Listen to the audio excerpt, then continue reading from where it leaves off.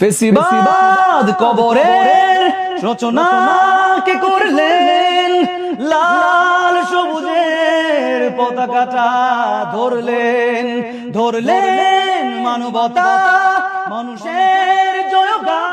এটা আপনারা কখনো বুঝাইতে পারুন না যে এই অভিব্যক্তিটা কোন লেভেলের। আমি গান গাইতে গিয়েও কান্না করি, গান শুনতে গিয়ে কান্না করি। है नूरे साचे से तेरे और शब की रौनक जुल्फों से अल्लाह अल्लाह अल्लाह अल्लाह। এবং শ্রোতা, আল্লাহ সর্ব অবস্থায় আমাদের সবার মঙ্গল করুন সেই দোয়া এবং শুভকামনা জানিয়ে শুরু করছি। তাকে দেখলে আপনারা চিনবেন, সামাজিক যোগাযোগ মাধ্যমে অত্যন্ত সুপরিচিত। আসসালামু আলাইকুম। ওয়ালাইকুম আসসালাম ওয়া রাহমাতুল্লাহি। আমি আপনার বিশাল ফ্যান এবং মাশাআল্লাহ আমাদের এই অঙ্গনে যারা কাজ করছে হাতে গোনা কয়েকজন, খুব বেশি না বলবো আমি, এবং তার মধ্যে আলহামদুলিল্লাহ আপনি অনেক সুপরিচিত এবং আপনার বেশ কিছু কাজ বাংলাদেশের প্রায় সব মানুষই শুনেছে বলা চলে। আপনার ইউটিউব চ্যানেলে গেলে মিলিয়ন মিলিয়ন ভিউজ, হ্যাঁ, কন্টেন্টগুলোর। যেটা করে এটা কি আমরা হামনাত বলবো? মূলত নাশিদ বলি আর কি।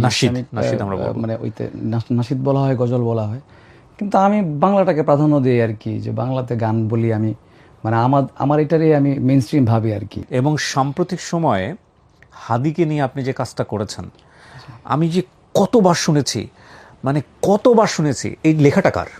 এটা হলো আমাদের হাদি ভাইয়ের একটা ফ্রেন্ড আছে, ওরা একসাথে পড়াশোনা করতো, ওনার নাম হলো জিয়া হক।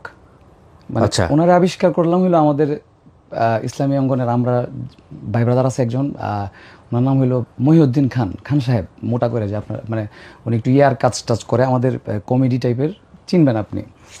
তো উনি খান সাহেব মানে কি, যে আমাদের যে একটু একটু ভাই ডোন্ট মাইন্ড প্লিজ, একটু বালকি, হ্যাঁ একটু বালকি, মানে আচ্ছা, মানে উনি খুব ভালো কবিতা। রিসেন্টলি ভাই আপনি একটা টর্চ লাইটের বিজ্ঞাপন করছেন, হ্যাঁ ডিটেল বললাম না,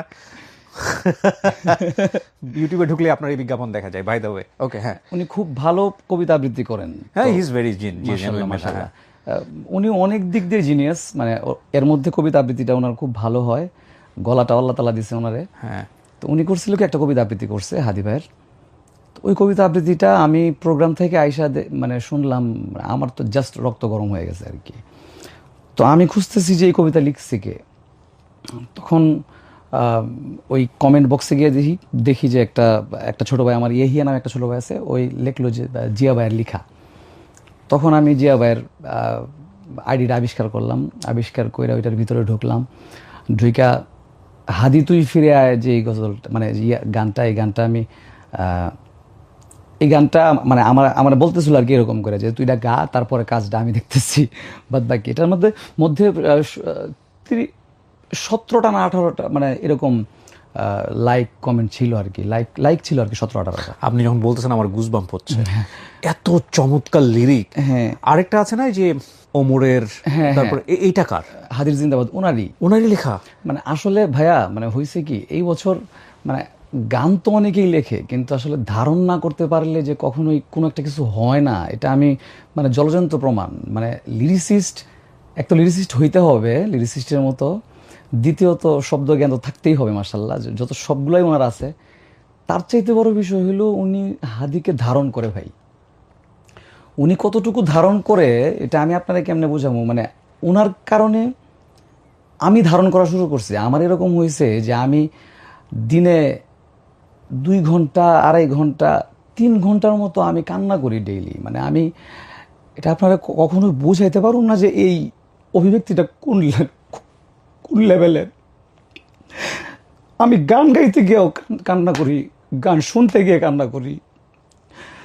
যখন দেখি কমেন্ট বক্সে কমেন্টের সবাই বলতেছে হাদি ভাই, প্রথম গানটা যখন আমরা করছি হাদি তুই ফিরে আয়, তখন ভাবছি তুই ফিরে আসবে। আমি আর জিয়া ভাই কথা কইতাম আর কান্না করতাম যে আইবো, আইতে আমগো ভাই আইবো। কিন্তু আইলো না দিন শেষে। খুব ইচ্ছা ছিল যে আসার পর একটু জড়ায় ধরে কমু,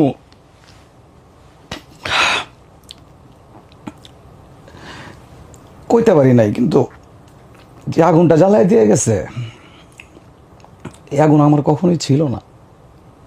ও যেটা চাইতো আর কি, যে কালচারাল ফেসিস্টের যে ব্যাপারটা আর কি, ওর খুব ইচ্ছা ছিল যে আমরা কালচারালি যারা আছি বঞ্চিত কালচারাল, মানে কালচার করতেছি কিন্তু বঞ্চিত কালচারাল। আমার কেন জানি মনে হয় হাদির কাজটা করে গেছে, মানে এটা আমার ব্যক্তিগত ওপিনিয়ন। কি বলে ভাই, মানে আমি বললাম না, আমি ছিলাম হইলো ঘুম পাড়ানির শিল্পী, মানে আমি ঘুম পাড়াইতাম, আশ্রু বহুবাদা গাইতাম, বিভিন্ন নরম সুরের গজল টজল গাইতাম, খুব কোমল সুরে গাইতাম।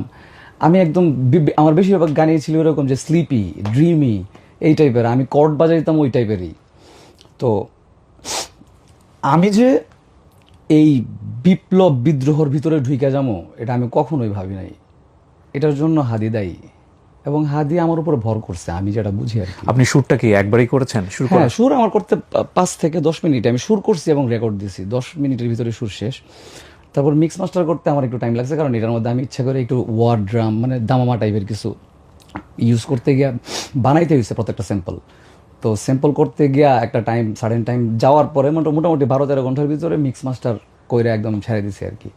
তো খুব অল্প টাইমের ভিতরেই সবগুলা করছি। হাদি কেন এতটা জনপ্রিয় হয়ে গেল? হাদি যখন, আপনার একটা জিনিস খেয়াল করে দেখেন, হাদি যখন নিজে ভোটের জন্য যাচ্ছে তখন সে বলতো 500 টাকা পেলেই আমি খুশি। আমাদেরও ধারণা ছিল হাদি 500 বেশি পাবে না, কিন্তু হাদির চলে যাওয়ার পরে সবাই কেন হাদির প্রতি এতটা বেশি ইমোশনাল হয়ে গেল, সবাই কেন হাদিকে খুঁজছে? তার প্রধানতম কারণ হচ্ছে হাদি আমাদের কথাগুলো যেগুলো আমরা বলতে পারিনি কোথাও, সেগুলো হাদি দ্ব্যর্থহীন কণ্ঠে বলেছে। হাদির জীবনের বড় করে নাই। এবং হাদির আসলে অনেকেই মনে করে স্টপ, নো, হাদির আসলে শুরু হয়েছে।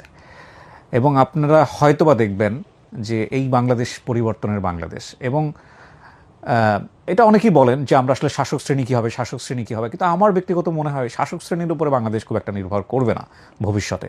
বাংলাদেশের সাধারণ মানুষ যেটা চাবে সেটাই হবে, এবং সেটাই হতে হবে।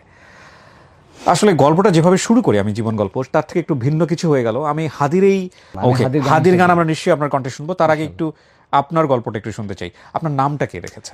আমার নাম আবু বায়দা। আমি কিশোরগঞ্জ থাকি। কিশোরগঞ্জে আমার পড়াশোনা, হেফজো প্রথমে পড়া, তারপরে মাদ্রাসা লাইনে দাওরা পর্যন্ত।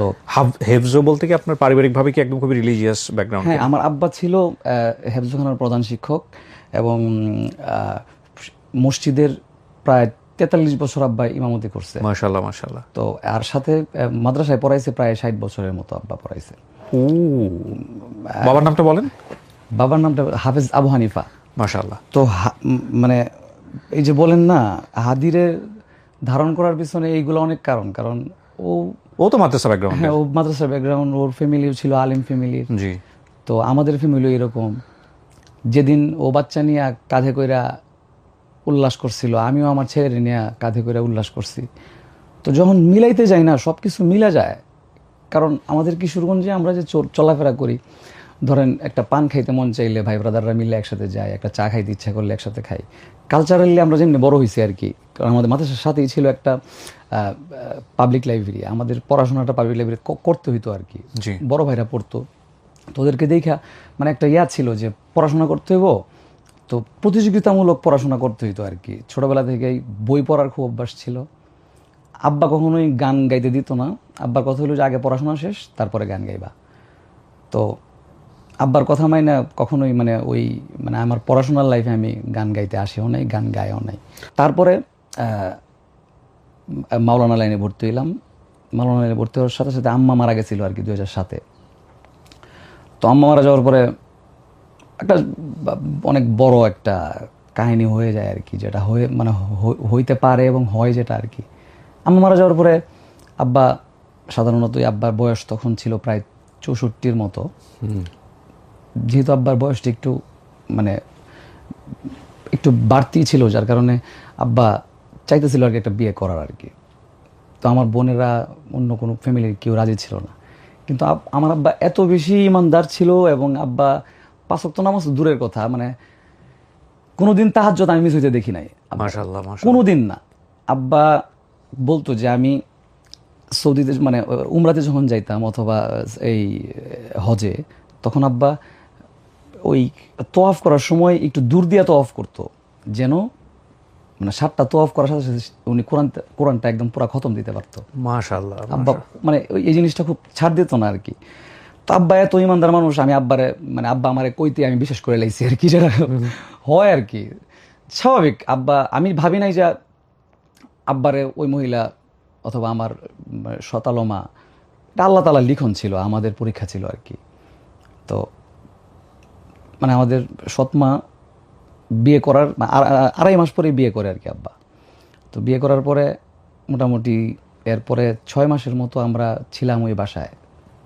তারপরে আমরা মোটামুটি 3 ভাই 4 বোন, এর মধ্যে বড় 2 বোনের বিয়ে হয়ে গেছিল আর কি। বাকি আমার পরে হইলো বাকি 4জন। আমার মেজু ভাই ছোটটা, তারপর একটা ছোট ভাই আছে, তারপর 2টা বোন আছে আর কি। তো ওই 2টা বোনের এবং 2টা ভাইয়ের আল্লাহ তাআলা আমার উপরে তাদের রিজিকের ফয়সালা, মানে কি তাদের রিজিকের জন্য আমার জন্য একটা বোনাস হয়ে গেছে। আল্লাহ তাআলা তাদের রিজিকের ব্যবস্থা করে দিয়েছে আমার মাধ্যমে।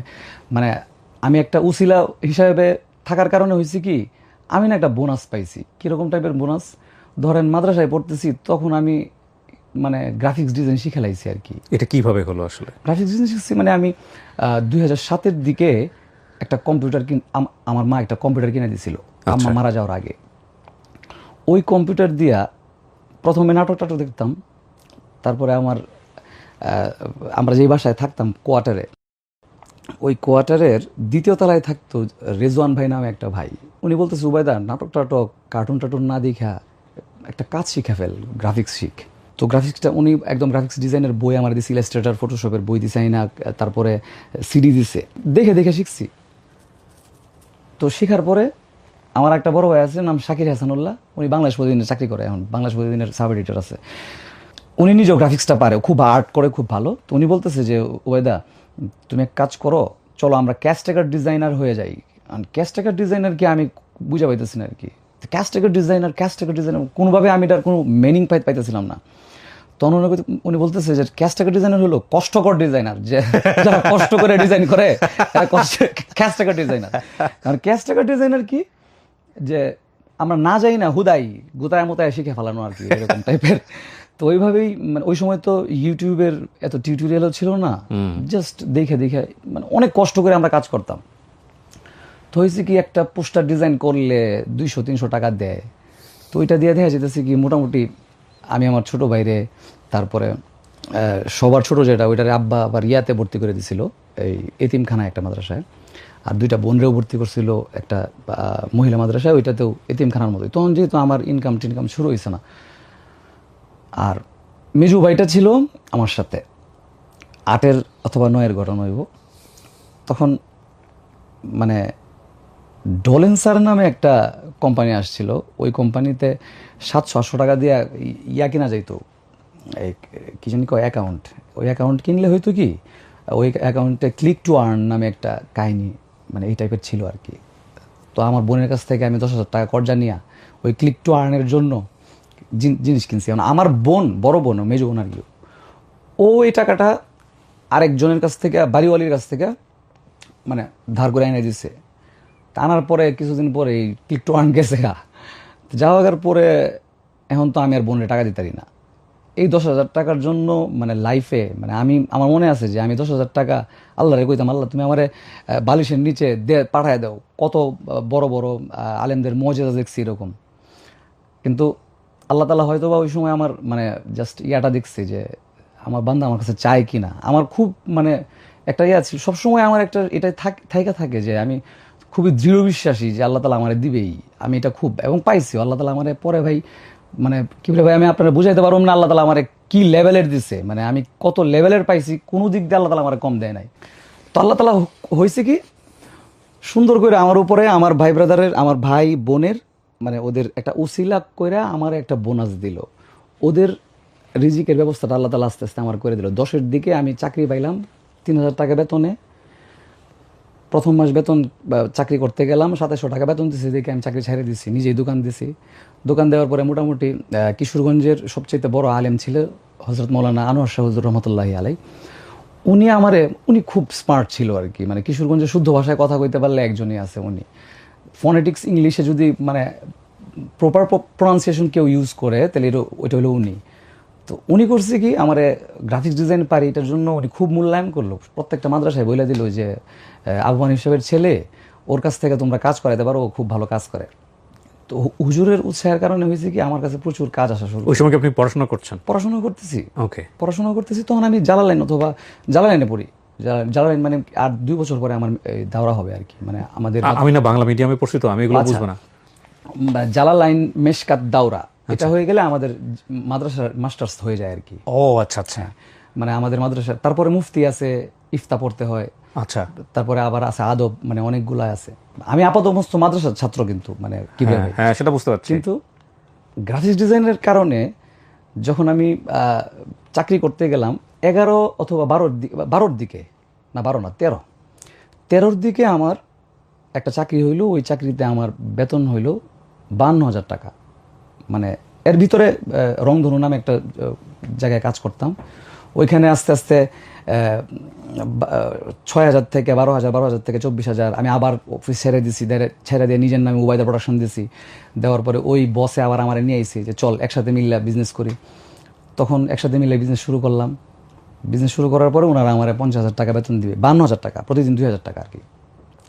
2013 সালের দিকে আমার 52,000 টাকা বেতন হওয়ার কারণে ডিসি আমার কাছে আইসা সব ডিসি এসপি মানে ওরা কাজ করাইতো আর কি। কারণ মানে কাজ কিশোরগঞ্জে একাই আমি কাজ করতাম। তখন পর্যন্ত আপনার সুরের সাথে কোনো যোগাযোগ না, তখন আমি গানই গাই না। গান টান মানে গান গাইতে পারি, কিন্তু মানে আমার গান গাওয়ার মতো এত বিলাসী জীবন নাই আর কি, যে গান গাইতে হবে এই বিলাসিতা নাই। তো এই দিক দিয়ে হইলো কি, আমার বড় আপুর জীবনেও নাই আসলো ধস। কি ধস, আমার দুলাভাই প্রচুর বিজনেস করে প্রচুর ধরা খাইলো আর কি। খাওয়ার পরে বড় আপুর প্রায় 6 পোলা পান, ওইটা সহ আইসা আল্লাহ তালা আমার আবার আরেকটা বোনাস দিল। আমার প্রত্যেকটা বেতন বাড়ছে হইল শুধুমাত্র যখনই বাসায় মেহমান আসছে, আমি আমার মানে এই নতুন মেহমান যারা বড় আপু আসছে, তখন আমার বেতন বাড়ছে। আমি দোকান ছেড়ে দিয়েছি, কারণ আমার লাগবে দেখে। আমি দোকান ছেড়ে দেওয়ার পরে আমার মানে বিজনেস বেড়ে গেছে। তখন বসেরা আইসা বলতেছে যে চল একসাথে করি। কারণ বসেরা যারা আছে নাম কইলে চিনা ফেলবেন, নাম করার দরকার নাই, কিশোরগঞ্জের বস লেভেলের লোকই তারা। তো বসেদের একটা জিনিস ছিল, নীতি ছিল 100-100, মানে ওরা কখনোই কোনো একটা টাকাও আমারে মানে কোনোদিন কম দেয় নাই। এবং আমিও খাইটাই গেছি তাদের জন্য। কি করতেন আপনি ওই সময়টাতে? গ্রাফিক্স ডিজাইন আর কি। ও full time graphic design. Full time graphics design. কত সালের গল্প এটা? 12 থেকে নিয়ে একদম 19 পর্যন্ত আর কি। সো ওই সময়টাতে আপনি 50,000 টাকার উপরে স্যালারি, 52,000 টাকা বেতন। তারপরে 99 ডিজাইন, ফাইবার, আপওয়ার্ক, আমি সবগুলাতেই ছিলাম আর কি। মানে মানে গ্রাফিক্স ডিজাইন যেখানে আছে আমি এনে আছি, কারণ কামাইতে হইব, ঘুরতে হইব, মানে টাকা কামাইতে হইব, অনেক কিছু হিসাব টিসাব ছিল আর কি। তো বড় আপুরা যখন একসাথে আসছি, তখন আমি একটা প্রথম বাসা নিছি আব্বার বাসাতেই। আব্বারে বলছি যে আব্বা আপনার এনে আমি আপনার 5,000 টাকা বেতন ভাড়া দিব নে, আমার বাসায় ভাড়া দেন। আব্বা সাবলেট ভাড়া দিছে, কারণ বাসা ভাড়া আছে না 2,500 টাকা। তা আব্বা 5,000 টাকা ভাড়া পাইলে আব্বা তো 2,500 টাকা আরও বেশি পাইতেছে। তো আব্বা চিন্তা করলো যে দেয়া দিই, ছেলেরে দিছে। কিন্তু দুলাভাই করতো কি, প্রচুর বড় বড় বাজার করতো আর কি। বাজারে গেলে সবচেয়ে বেশি মানে বড় মাছটা এগুলা কিনতো। তখন আমার কত হইলো, দুলাভাইয়ের বাসায় যখন আমার সৎমা বের করে দিছে, তখন তো দুলাভাইয়ের বাসায় গিয়ে খাইতাম, 1 বেলা খাইতাম, 2 বেলা খাইতাম। দুলাভাই কখনোই কোনো না করে নাই। বড় আপা করছে ভাই, মানে বড় আপা প্রায় 3-4 বছর পর্যন্ত আম করে খাওয়াইছে, মানে নিজের মায়ের মতো করছে। তো যখন এই সুযোগটা পাইছি ভাই, মানে আমিও চিন্তা করছি দুলাভাই যেমনি বাজার করছে আমি এমনি করবো। বাজারে গেলে সবচাইতে বড় মাছের বাজারের মানে যারা পাইকার, মানে ওরা যদি দেখে খুব হাসবো যে আমি এখন ডরে যাই না। মানে বাজার এখন তো আমার সবাই চিনে আর কিশোরগঞ্জের, কিন্তু আমি ডরে বাজারে যাই না শুধু এই কারণে আমার ঠকায় দেয়, আমি ভালো মাছ আনতে পারি না। পরে বোরাতে বকা খাইতে, মানে খুব বেশি বকা খাইতে হয় আর কি। তো ওই সময় বড় মাছটা আমি কিনে নিয়ে যেতাম শুধু একটা কারণেই, যে আমার দুলাভাই কখনোই আমারে ছোট মাছ খাওয়ায় নাই। বাজারটা আমি সবসময় বড় করতাম। আল্লাহ তাআলা আমার করার সুযোগ করে দিয়েছিল আলহামদুলিল্লাহ। মানে আমি সবসময় এটা খুবই মানে মানে আমি আল্লাহর কাছে সবসময় শুকরিয়া আদায় করি এটাই যে আল্লাহ তাআলা আমাকে সুযোগটা দিয়েছে সবসময়। তো হয়েছে কি বড় আপু যখন আমার এখানে আসছে, বড় আপুর তারপরে একটা মানে একসাথে দুইটা যমজ বাচ্চা হয়েছে, আব্দুর রহমান উবাইদুল্লাহ নামে। তো ওরা যখন আসছে তখন মানে মানে আমার আরও খুলে গেল। কি খুললো মানে আমার খুব ইচ্ছা ছিল যে আমি অ্যাপলের গ্যাজেট ম্যাজেট হাতামো, এই টাইপের কিছু আর কি।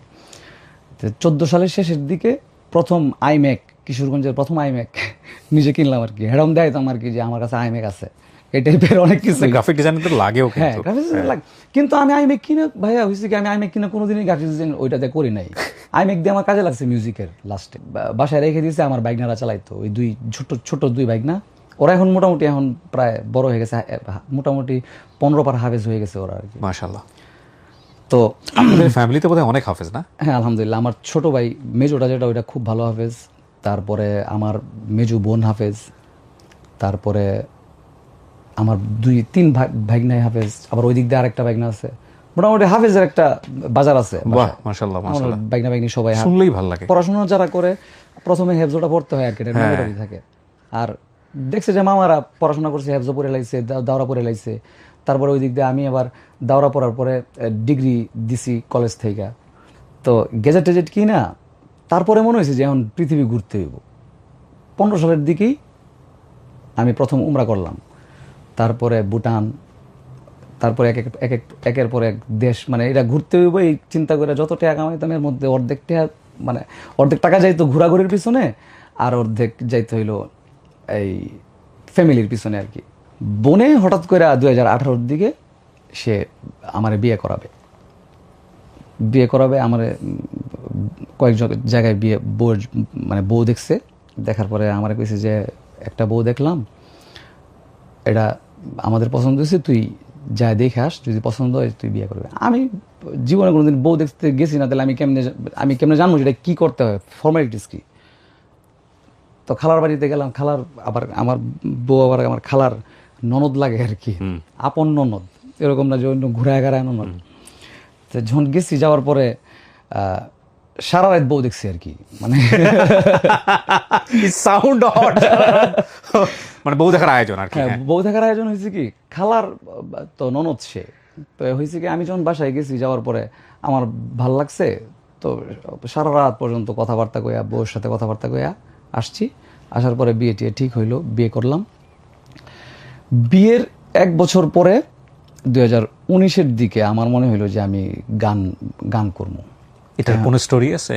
হুট করে আসলো বিষয়টা? না, হুট করে না। মানে আমাদের ইসলামিক অঙ্গনের মানে আইকনিক একজন আছে, বদরুজ্জামান ভাই, জি, হোলি টিউনের পরিচালক আর কি। ওকে।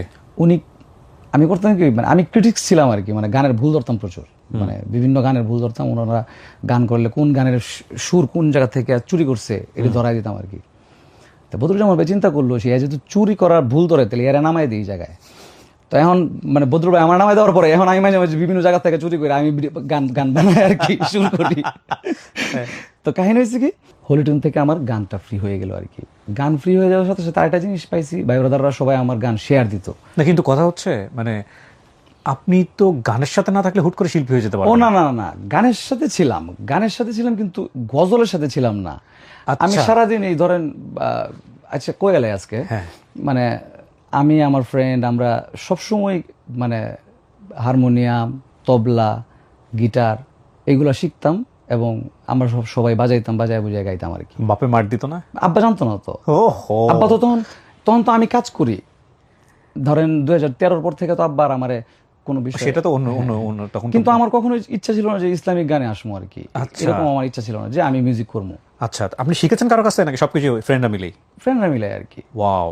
আপনার পরিবার আর কেউ আছে? না, আমাদের, আপনি গড গিফটেড। হ্যাঁ, এমনি শিল্পী আছে, ঘরের সবাই গান গাইতে পারে। আচ্ছা, আম্মা গান গাইতে পারতো, আম্মার কাছ থেকে প্রথম গান শেখা আর কি। তো গান শেখার তো আম্মা তো আর কোনো ইয়া ছিল না, কি জানি বলে এটার নাম, এই গান শেখানোর টিচার ছিল না। আম্মা ছিল কোরআন শরীফ শিখাইতো অনেকের, বাসায় এসে অনেকে কোরআন শরীফ শিখতো, এই টাইপের। কিন্তু আম্মা খুব সুন্দর সুন্দর গজল গাইতো আর কি, পুরাণ টুরান এই টাইপের গজল, পরের জমি আম্মার কাছ থেকে শিখা। তো ওদের মতো করে আমরা চিন্তা করতাম যে ব্যান্ড বানাবো, এই করবো, সেই করবো, মিউজিক করবো আর কি। মানে মাদ্রাসায় পড়লেও মানে বন্ডামিটা ভালোই ছিল আর কি। তো দুষ্টামি বান্দরামি খুব বেশি হইতো, যার কারণে গানটার সাথে ছিল আর কি, মিউজিক সহ আর কি। তো বদরুজ্জামান ভাইরে আমি ভুল ধরার কারণে বদরুজ্জামান ভাই আমারে কইতো যে ভাই ইসলামিক গানে গান করেন, ওই গান করার জন্য তো অনেকেই আছে, ইসলামিক গান করার মতো মানুষ বেশি নাই, আপনি যেহেতু হাফেজ আলেম গানটা করেন। তারপরে আমি চিন্তা করলাম যে ইসলামিক গানই করি, আর মিউজিক টিউজিক করতে খারাপ দেখা যায়, মানে এটা আমার সাথে যাইতেছে না আর কি। আর আব্বা মসজিদের ইমাম সাহেব, আমি আবার হাফেজ আলেম, তো জিনিসটা মানে কন্ট্রাডিক্ট হয়ে যায়। হ্যাঁ, নিজের সাথে খারাপ লাগে আর কি। তো আমি আর মানে মিউজিক টিউজিক করবো না, গান করবো। তো গান করতে আইসা প্রথম একটা গোলাপ নিলাম গান গাইছিলাম, গোলাপ নিলাম গান নিলাম। এটা বদরুজ্জামান ভাই হোলি টিউন থেকে আমার ছেড়ে দিছে আর কি। 3 দিনের ভিতরে মানে 1 মিলিয়ন ভিউজ হয়েছে ওই সময় 17 সালে। তো আমি ভাবছি তারই সর্বনাশ, আমার তো দেখা যায় সেই লেভেলের ক্রেজ আয়া পড়ছে, আমার গান করতেই হইব। দ্বিতীয় গান করছে, দ্বিতীয় গানের ভিউ তো ভাই হয় না, দ্বিতীয় গানের ভিউ হয়েছে মাত্র 1.5 লাখ। তো দ্বিতীয় গান করছি খুব সাজেক টাজেক গিয়া, মানে খুব মানে ভাবসাব ধরে করতে হইব, সাজেক গেছি গিয়া, মানে ভাবসাব আর কি, এই সময় তো আর কিছু বুঝি না, আন্তাজি ভাব আর কি। তো সাজেক গিয়া কাজ করছি, এই গানের ভিউ যখন দেখি যে মাত্র 1.5 লাখ হয়েছে, তখন খুব কষ্ট পাইছি। কষ্ট পাইয়া আমি আর হোলি টিউনতে গান করবো না, এখন থেকে অন্য অন্য চিন্তা করি। তখন আম্মা মারা যাওয়ার সময় একটা গান লিখছিলাম, সাদা কাফন। ওই গানটা আমি আমার চ্যানেল থেকে ছাড়ছি আর কি, একটা সাদা পাঞ্জাবি পরে ব্ল্যাক অ্যান্ড হোয়াইট করে ছেড়ে দিছি। এইটা না প্রত্যেকটা শিল্পী শেয়ার টেয়ার দিছে আর কি, কারণ অনেক শিল্পীরা আমি এই থামিল টামিল করে দিই, ভাই ব্রাদার তোদের কাছে যখন গানটা পাঠাইছি ওদের কাছে ভালো লাগছে, আর আমি কইছি যে ভাই একটু শেয়ার টেয়ার কর। তখন আমার 1000 সাবস্ক্রাইবার হওয়ার জন্য এলাকার ভাই ব্রাদার সব ডেটাই কাই না যে তোরা নতুন করে ইমেল খুললে 1000 বানা, মানে এই টাইপের, এইভাবে 1000 বানাইছিলাম। অনেকেই আমার ফ্রেন্ড রিকোয়েস্ট পাঠানোর সময় আমি কইতাম যে ভাই এক কাজ করো, যদি আমার চ্যানেল সাবস্ক্রাইব করো তাহলে তোমার ফ্রেন্ড রিকোয়েস্ট অ্যাকসেপ্ট করবাম। তো এরকম কাঙ্গালিপনাও ছিল আর কি, মানে গান শিখতে গান করতে আইসা। তো পরে রোজার দিকে রোজার মধ্যে একটা গান করছি, ক্ষুধার কথা নামে আমার লেখা। ক্ষুধার কথা, এই গানটা খুব সুন্দর সাউন্ড করছিল আমাদের ইসলামী অঙ্গনের খুব ভালো সাউন্ড ডিজাইনার এবং মিউজিক ডিরেক্টর তানজিম রেজা ভাই, খুব ভালো একটা সাউন্ড করছে ভাই। মানে আমার দেখা ওই সময় সাউন্ড খুব জোস। বদরুজ্জামান ভাই ওরা সবাই গেছিল গুমরাতে, আমি হোলি টিউন খালি পায় 7 দিন পর্যন্ত বাইরে রাখছি, রাইখে বাইরে খাওয়াইছি, যা মল্ল তা ভাই আপনার লাগবো লন, আমি আছি আপনার লগে। তো বাইরে হইলো কি, ভালো কাজ করতে পারলে মানে টাকা পয়সার দিকে তাকাইতো না, খাওয়াইলে একটু হয়েছে ভাই। তানজিম রাজা ভাই মানে অন্য কিছু মনে করেন না যে আপনি অত বেশি খান না, কিন্তু মানে দুষ্টামি করে রোজার মধ্যে তো আর এত বেশি খাওয়া হয় না। উনি চাইতো যে একটা সুন্দর ইফতারি হইব, সুন্দর একটা, মানে উনি স্মার্ট মানুষ ছিল তো, কিন্তু ইসলামী অঙ্গনে কাজ করতে আইছে, বুঝেনি তো ইসলামী অঙ্গনে আর কয় টাকা দেয় একটা সাউন্ড ডিজাইনের জন্য। তারপরে উনি খেদমত করে গেছেন, অনেক বছর পর্যন্ত খেদমত করছে মাশাল্লাহ। তো ওই সাউন্ড ডিজাইনটা না খুব ভালো হয়ে গেছে, তো আমি কনফিডেন্স পাইছি আর কি। তো বান্না ভাই নামে একজন আমরা আছে এইচাল বান্না, উনি খুব ভালো ভিডিও মেকিং করে, আমার আবার খুব পছন্দ করে, কারণ ওনারা আমি মাঝে মধ্যে একটু এই থাম্বনেল বানাই দিতাম, আবার আমার গানের ভক্তও ছিল। তো উনি 2 দিন শুটিং টুটিং করে জোস একটা জিনিস বানাইছে। তো ওইটা বানানোর পরে সবাই ভাবছে যে আমি খুব টাকাওয়ালা লোক, মানে বান্না ভাইয়ের হাতে কাজ করাইতে হলে 1 লাখ টাকা লাগে আর কি ওই সময়। তো এর নিচে কেউ কাজ করে না, বান্না ভাইয়ের একটু যে ইয়া ছিল, কিন্তু উনি আমার কাছ থেকে 22,000 টাকা না 20,000 টাকার মতো নিয়েছিল আর কি। গানটাও ভালো হয়েছে, গানটা একাপেল্লা স্টাইল ছিল, নতুন একটা সাউন্ড হয়েছে, যার কারণে সবাই শিল্পীরা খুব লুইফা নিছে আর কি। আর গানের কথাগুলো অন্যরকম ছিল আর কি, তো একটু অন্যরকম কথা হওয়ার কারণে পোলাপান খুব খাইছে। ওই দিক দিয়ে তো গ্রাফিক্স ডিজাইন ছেড়ে দিছি, মানে একদম পুরাপুরি এই অফিস ছেড়ে দিছি আর কি 19-এর দিকে। মানে কি তখন একদম মিউজিক নিয়ে, মানে গান নিয়ে তখন? আমি একটা কাজ করলে একটা কাজ করতে পারি না আর কি, এটা আমার মানে যে কোনো একটা কাজ করতে হয় আর কি, যাই করি। মানে সংসার চলতো কি গানের উপর দিয়ে? হ্যাঁ, তো আবু হুরায়রা মানে আমার আপন ছোট ভাই, তো ও ক্যামেরাটা ধরলো প্রথম, তো পরের জায়গা পরের জমি করলাম আর কি। তো পরের জায়গা পরের জমি করার পরে মেসি ভাইরাল যেটারে বলে, পরের জায়গা পরের জমি ঘর বানাইয়া আমি নই, আমি তো সেই ঘরের মালিক নই। পরের জায়গা পরের জমি ঘর বানায়া আমি রই, আমি তো সেই ঘরের মালিক নই। ও সেই ঘর খানা যার জমিদারি,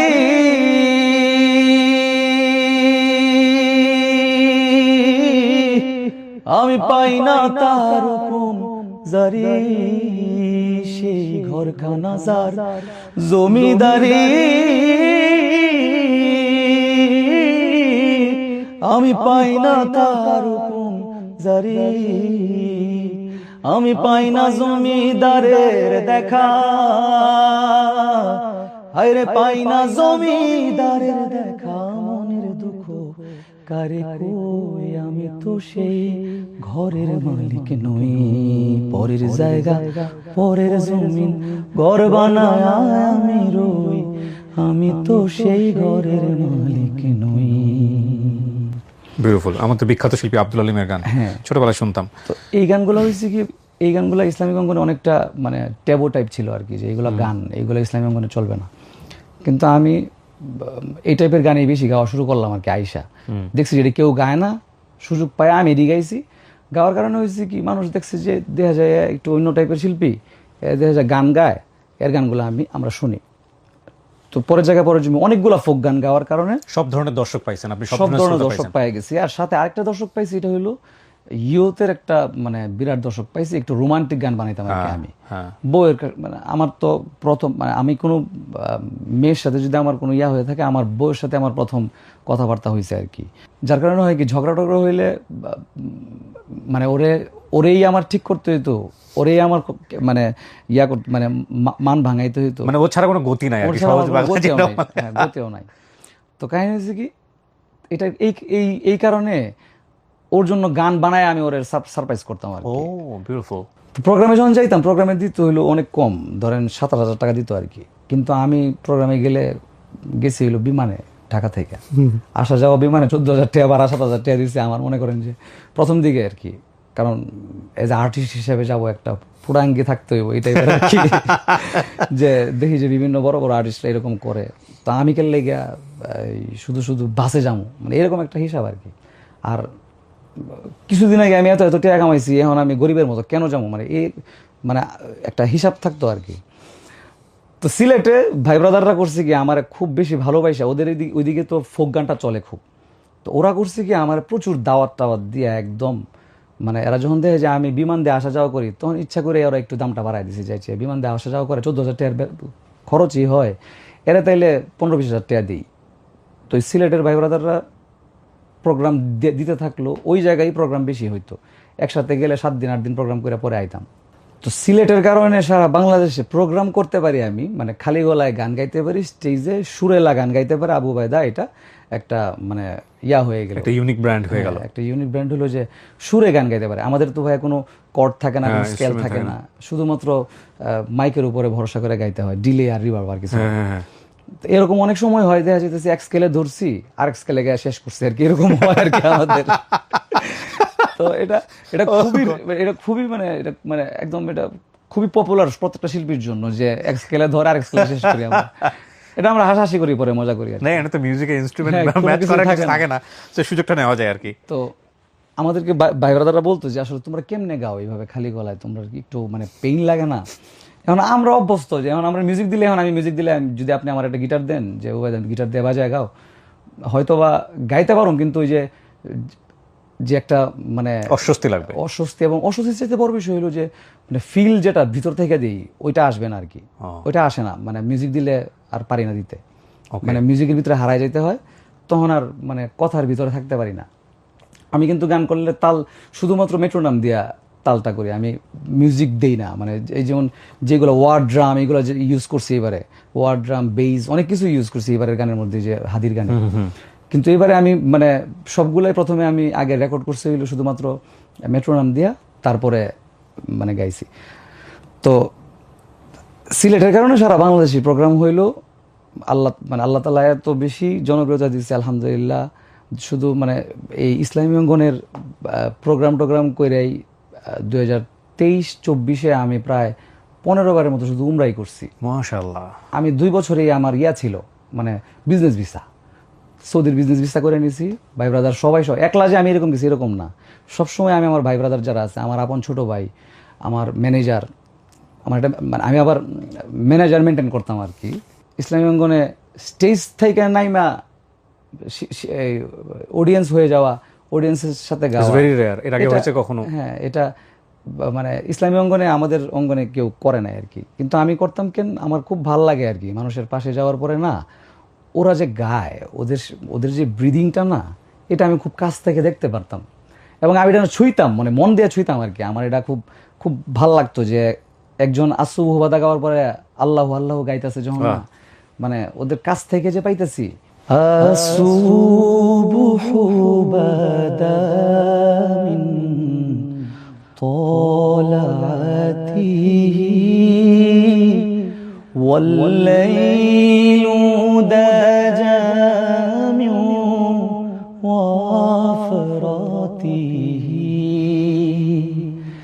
है नूरे साहर चेहरे से तेरे और शब की रौनक जुल्फों से अल्लाह अल्लाह अल्लाह अल्लाह अल्लाह अल्लाह साथी शजरून تقل الحجر شق القمر بإجابته الله الله الله الله الله لا إله إلا الله। মাশাআল্লাহ মাশাআল্লাহ, সো বিউটিফুল। গলা টলা খুবই ভাঙা, কারণ এখন হাদির গান গাইতে হয়, ফিলিস্তিন গাইতে শুধু হয়। হাদির না, আপনি তো হাদির যে অ্যাক্টিভেশন চলছে সেখানেও আপনি উপস্থিত থাকেন অলওয়েজ। আমি দেখলাম ফেসবুকে লাইভ করছেন, ঠান্ডার রাত, জি, সারাক্ষণ ওখানে থাকেন। তো সাইকোলজিক্যালি আমি যে জিনিসটা পাইছি ভাই, এটা হলো 5 বছরে আমি একটা জেনারেশন পাইছি, যে জেনারেশন আমার শুনে শুনে বড় হয়েছে। অনেকেই আমার এইটার জন্য আলাদা করে গিফট পাঠাইছে, অনেক কিছুই পাঠাইছে, টাকা পয়সাও পাঠাইছে, ভালোবাসা দিয়েছে অনেক কিছু। সো এই গান দিয়ে আপনার পুরো সংসার চলতেছে এবং গানই ফুল টাইম ক্যারিয়ার। হ্যাঁ, এখন আমার গান ফুল টাইম ক্যারিয়ার, আমার ইউটিউব, আমার স্টুডিও কিশোরগঞ্জের, আমার প্রোগ্রামস। আমি একটা মানে ছোট্ট জেনারেশন পাইছি 5-6 বছরের, যে জেনারেশনটা আমার বাসায় শুনে শুনে মা বাবা শুনতো, ছেলেরা শুনতো, বাচ্চারা শুনতো। এখন ওরা একটু বড় হয়ে যাওয়ার কারণে এখন আইসা তো এরা সবাই বিপ্লবী হয়ে গেছে। এই গানগুলোর হাদিরাও তো সবাই ধারণ করতেছে, আর এই গানগুলো এরকম টাইপের হয়েছে যেটা মনে হইতেছে হাদি গাইতেছে। অনেকে আমার হাদি ডাকে এখন ফোন দেয়া, যে হাদি ভাই কি অবস্থা, পরে কই যে ভাই উবায়দা ভাই। আমার ভালো লাগে যে মানে অন্তত পক্ষে তো কেউ একজন আমার হাদি বলে ডাকতেছে। যে আপনার এই গানটা না হাদির, ওয়াও, আমি শুনবো ভাই, গানটা একটু করেন। এত কম টাইমে সুর হয়েছে আর মিউজিক হয়েছে, এই গানটা না এখনো আমি শিখতে পারি না ঠিক করে। আচ্ছা, তো এই কারণে একটু আধা সেকেন্ড একটু বাজায়, হ্যাঁ হ্যাঁ হ্যাঁ শিওর, বাজায় তারপরে ইনশাল্লাহ গাই, তাহলে হয়তো একটু গাইতে পারো। হ্যাঁ হ্যাঁ শিওর।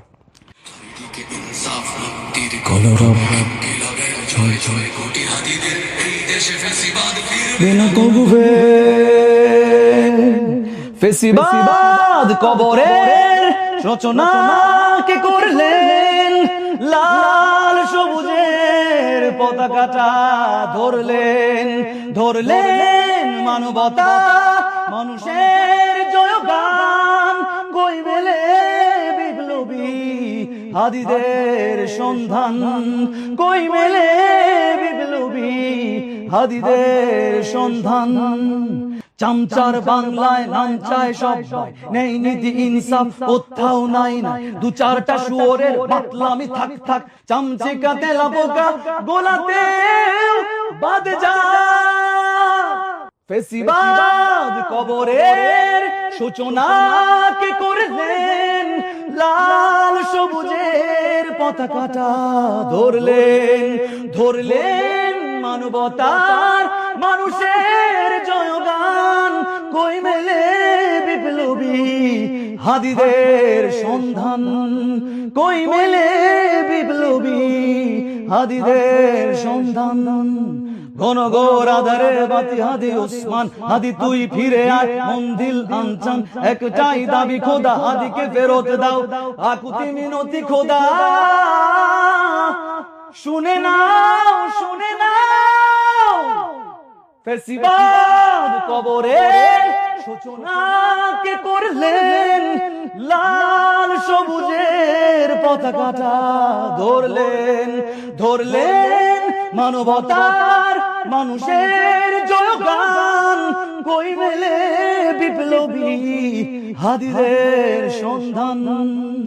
আজ বড় দরকার তোর তেজ চেতনা, শুনিস না 16 কোটি জনতার হাহাকার, হাদি তুই ফিরে আয়, ফিরে আয় আবাবিল, কই শেরে আলী খোদা, কই জলসা মিছিল, কই জলসা মিছিল।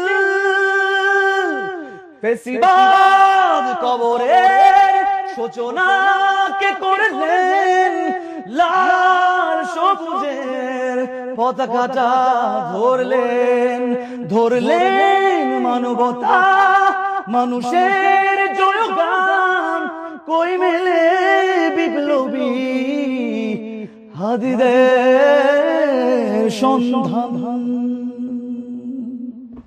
ওয়াও, মানে এই গান গাওয়ার মানে আজকে আপনার এখানে হয়তো বা একটু ভালো গাইতে পারছে, আর কোথাও গাইতেও পারি নাই, গাইতে পারি না।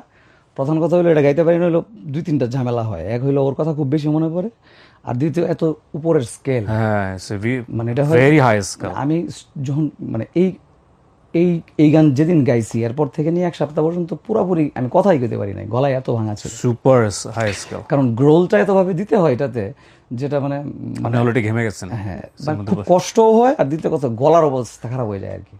আরেকটা লিরিক আছে না, ওইটা কোনটা? ওই যে হ্যাঁ হ্যাঁ ওই যে হ্যাঁ হ্যাঁ আমি তো শোনাইতেছি। ওইটা এত চমৎকার লিরিক ভাই রে ভাই। ওই লিরিকটা যখন আমি দেখছি, আমারে উনি, আমি ওনার আরে আমার বারবার গুজবাম্প হচ্ছে, ওয়াল ঘুরতেছি। লিরিক জীবিত হাদির চেয়েও আমার শহীদ হাদির শক্তি ঢের, কোটি প্রাণের কলজে জুড়ে হাদির জায়গা ফের, হাদি বুকে নিল 47,000 বর্গকে, মহাবিপ্লবী হাদিরা শহীদ ঠিকানা জান্নাতে, হাদি আধার পর্দা সরায় নতুন ভোরের রবি, হাদি জুলাইয়ের অগ্রনায়ক বিপ্লবী বিদ্রোহী, হাদি ইতিহাস নতুন সময়ে নতুন সফরে নতুন জিন্দাবাদ, সাত আসমান ভেদ করে উঠে হাদির জিন্দাবাদ। হাদি সাহারার উষার বালুতে আবে জমজম পানি, হাদি আজাদির হাসান হুসেন জান্নাতি ফুলদানি, হাদি ইতিহাস পাখি আবাবিল মুসার হাতের লাঠি, হাদি ওমরের অর্ধজাহান মোরানো শীতল পাটি, হাদি গোলাপের মাতাল গন্ধ খোলা পায়ে রাশেদার, হাদি উত্তাল সাগরে জুয়ারে আল্লাহু আকবার, আবু বকরের সিদ্দিক থেকে আলোর ঝর্ণা এনে, হাদি জেগেছিল তরুণ আলীর সাহসের সুধা টেনে, হাদি আধার পর্দা জোড়ায় নতুন ভোরের নবী, হাদি জুলাইয়ের অগ্রনায়ক বিদ্রোহী বিপ্লবী, নতুন সময়ে নতুন সফরে নতুন জিন্দাবাদ, সাত আসমান ভেদ করে উঠে হাদির জিন্দাবাদ।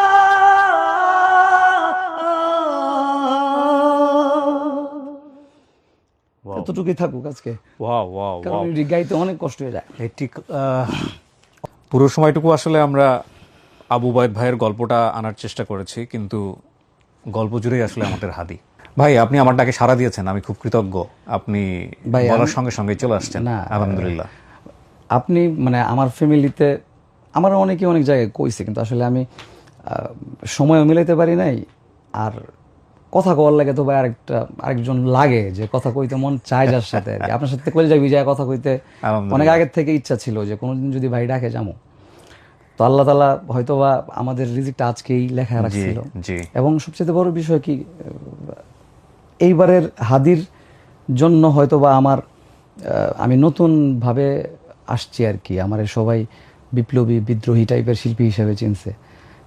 হাদি না থাকলে হয়তো বা এই টাইপের কাজ মানে আমার ভিতর থেকে আসতো। অনেক কাজ করতে হবে ভাই। হাদি আসলে যে কালচারাল মুভমেন্টটা করতে চাইছিল, জি, সেখানে আপনাদের ভূমিকাটাই অগ্রগণ্য। অনেক কাজ করতে হবে। আমি নিজে থেকে নিজের হাদির একজন ভলান্টিয়ার হিসেবে ঘোষণা করছি আগেই। মানে আমি চিন্তা করে গেছি যতদিন বেঁচে থাকবো ইনশাল্লাহ হাদির জন্য এবং হাদির কালচারাল ফেসিস্টের বিরুদ্ধে গায়ে যাওয়ার চেষ্টা করবো ইনশাআল্লাহ। ইনশাআল্লাহ, অনেক শুভকামনা থাকলো আপনার জন্য, আপনার পুরো পরিবারের জন্য। আল্লাহ আপনাকে দীর্ঘ হায়াত দিক, আপনার কণ্ঠের সুস্থতা দিক, এবং আপনার জন্য সবসময় শুভকামনা ভাই। অনেক ধন্যবাদ আমাদেরকে সময় দেওয়ার জন্য। আসসালামু আলাইকুম। ওয়ালাইকুম আসসালাম ওয়া রাহমাতুল্লাহ। প্রিয় দর্শক এবং শ্রোতা যারা তখন আমাদের সঙ্গে ছিলেন, আপনাদের সবাইকে মনে রাখতে হবে আমাদের প্রত্যেকের জায়গা থেকে বাংলাদেশকে ভালোবেসে এই রাষ্ট্র বিনির্মাণে ভবিষ্যৎ প্রজন্মের জন্য আমাদেরকে সৎ এবং ন্যায়পরায়ণ থেকে নিজ নিজ দায়িত্ব পালন করতে হবে, তবে আমরা হাদিকে ধারণ করতে পারবো।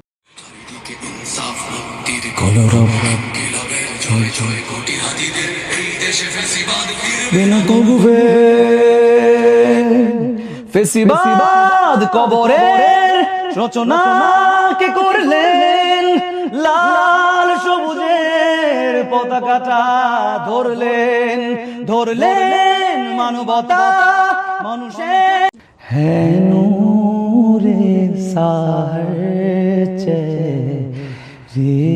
से तेरे और शब की रौनक जुल्फों से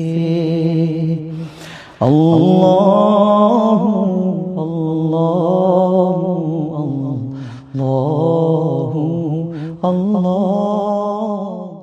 আসসালামু আলাইকুম।